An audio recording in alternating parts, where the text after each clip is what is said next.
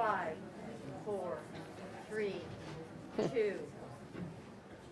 Hi, welcome back. I'm Elisa Parker, broadcasting. Actually, we're live streaming from the 12th Annual Wild and Scenic Film Festival. It's the largest of its kind in the United States, bringing together thousands of activist filmmakers and just everyday activist citizens who want to make a difference or are looking for solutions. They come right here to our little town in Nevada City.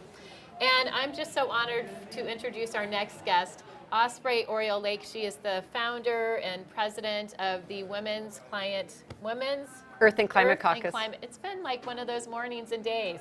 Women's Earth and Climate Caucus, Osprey. Yes, perfect. And she has an international program as well.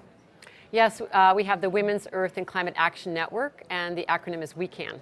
And in addition to that, Osprey organized a phenomenal summit bringing together over 100 women. These are like the change makers of the world, like Jane Goodall and Sylvia Earle. Who are some of the other women? Vandana Shiva was there, former president of Ireland, Mary Robinson. So we had all these incredible...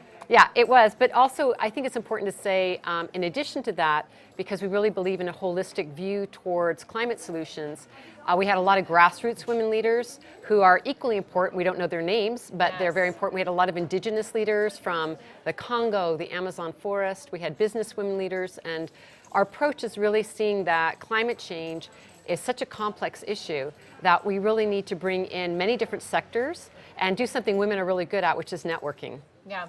And so you brought together these women to look at how you can create solutions, right, to some of our most facing, I mean, these are the most challenging, really issues, problems, public health issues that we're facing right now, and amplifying women's voices, really. So bringing these women together, and you created, what, a declaration?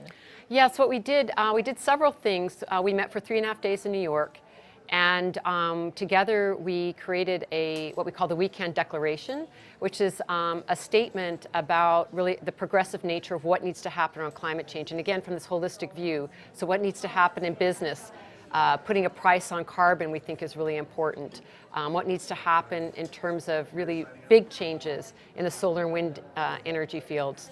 That to on-the-ground solutions around farming, local farming, organic farming, a financial transaction tax. But also, I think what's really appealing about the declaration is it gets down to the details of what we need to do, but also our relationship to nature and each other, and really talking about our moral compass and why women are so important to the movement. And one of the things that I've seen in the last few years, whether I talk to policymakers or people in business, or of course a lot of grassroots activists and scientists, everyone keeps saying the same thing, which is, we have the solutions we need from, solar and geothermal and wind technologies to transition off of fossil fuels, but where's the political will and where's the collective will to do it? And so again and again, we keep hearing we need a movement, we need a movement. And so a lot of the work we're doing now, even though we do on-the-ground solutions and work in policy arenas, is really building a women's global movement for climate change. Yeah.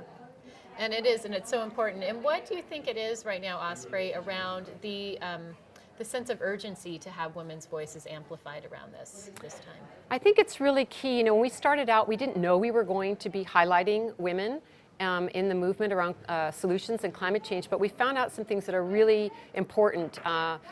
Women are the most negatively impacted by climate change and environmental degradation, but we also found through a lot of studies through the UN and others that they're central stakeholders in solutions.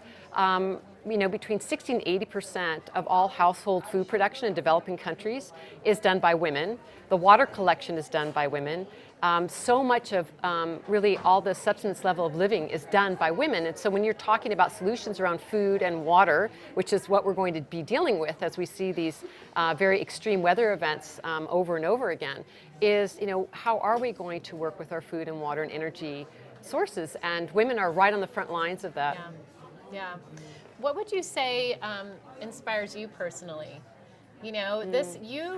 You definitely, obviously this is your passion. I know you put so many hours, it's a labor of love for you as well, in the work that you're doing around this. So what is it that inspires you and motivates you around the work that you're doing right now? Because I know a lot of people watching this sometimes have that fear, right, of jumping out to go that extra step, to get out there and have your voice heard. No, it's a really good point, and I think all of us also need to keep renewing what inspires us, because it's a long haul ahead on a lot of these things. I mean, first of all, I think it's important to understand that from my perspective, climate change is not an issue. Climate change is a condition. It's a condition that humanity is in. It's a message from our mother planet that how we've been living for a really long time with each other on the earth is not working, and we need to wake up. I mean, just last year we hit 400 parts per million of carbon emissions in the atmosphere. We need to be at 350, we're at 400, and the planet is warming. And we all are seeing what's happening right here in this local community. I was saying earlier today, driving up here, the forest is so dry. The drought in California is so severe. So what inspires me is that I love this planet. I think it's phenomenal. I think sunsets are phenomenal. I think redwood trees are phenomenal. I think children laughing is phenomenal. Life is awesome. And it shocks me, I think, every day when I look at the destruction of what we're doing to our planet, and I see the love that I have, and so many people do, for nature, for our rivers, our mountains, our families. It's so, the juxtaposition about what we're doing and how we're living is so disconnected. Yeah. And I think that the more that we can really be in touch with our love for nature and each other, and our families and our loved ones, this can really inspire us to do everything we can at this urgent time of real crisis. Is this your first time at Wild and Scenic? It is. So tell me about it. What are your first impressions? What brought you here? I've heard about this for a long time, but it's my first time here. And a few things, I think this is an amazing community. And you can feel, the minute I got here, how the community has really collected around this festival, and every venue, from art galleries to all the different restaurants, how everyone's participating. Every nook and cranny of this town is engaged. And just the love for the Yuba River. Every event I've been at, people are expressing their care for the ecosystems here. So the sense of community and activism collectively participated by everyone in this community, I think it's incredibly inspiring. And the films themselves are gorgeous and really inspiring. Can you share with us just a quick story and example of how the work that you're doing, by putting your passion to action, has inspired and empowered somebody else to take action in their own life?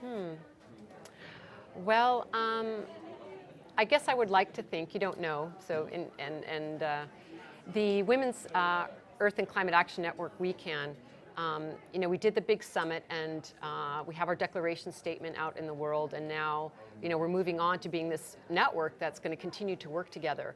And just yesterday we had a big international Skype call, and I could hear the women being so excited about us going forward, some of the activities we have moving forward into this year. And I was just very touched in a humble way, because we're all doing it together. Yeah. But I'm inspired about the women working together and how excited they are and empowered they are when they see each other's work, and that's very thrilling. What is one thing that, for the folks who are watching right now, can do, especially around the work that you're doing? Okay, there's 3 things I'm going to say real quick. 3 things. 3 things, sorry. 3 things that I think are really important. And we can tell them right there. Okay, right here, okay. I'd love for you to go to our website, We Can International, and sign our declaration statement. We want to get 2 million signatures before the UN climate negotiations in 2015, which is going to be a real pivotal time. I think the work of Citizens Climate Lobby is amazing. We need to get a price on carbon. That will move economics in the right direction to clean energy. I think the work of Rights of Nature is profound. We need to change our legal systems around nature and understanding that nature needs to be a rights-bearing entity. And this is the 4th one, oops. I think the divestment campaign is really incredible. So those are things that I think are really right on the front lines of change, really important work. Where can folks go to get more information? Go to www.wecaninternational.org. Can you complete this sentence for me? What empowers me is? My love for nature. Osprey, Orielle Lake, thanks so much. It was great to connect with you. Being here, encouraging everyone to share their voices. Just speaking real quick to the power of Wild and Scenic Film Fest and the power of sharing your voice. Being here at Wild and Scenic Film Fest. Oh, this is a sentence I'm supposed to complete. Sorry.